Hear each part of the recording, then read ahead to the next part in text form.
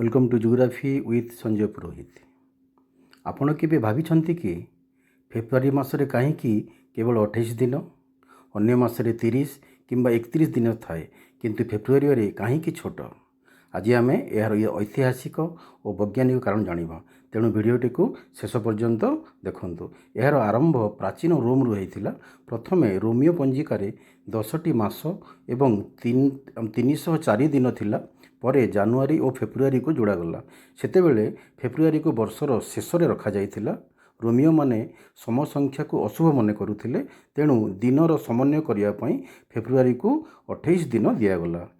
तापरे 45 बीसी रे Julius Caesar Julian calendar आरंभ करथिले एवं से वर्ष को 365 दिन फिक्स करथिले। या परे आमे जानिबा जे पृथ्वी सूर्यर चारिपटे बुलिबा पई 365 दिन 6 घंटा समय नहीं थाए। प्रति वर्ष 6 घंटा अतिरिक्त समय जमा हुए। 4 वर्ष को 6 घंटा गुणन 4 समान 24 घंटा, ता अर्थ 4 वर्ष को एक दिन अधिका हुए। से ही अतिरिक्त एक दिन को फेब्रुआरी रे जोड़ा जाए। यह को आमे लीप ईयर कहूँ।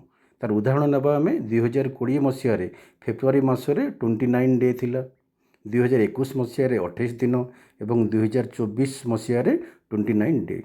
तेणु फेब्रुआरी होची 28 दिन।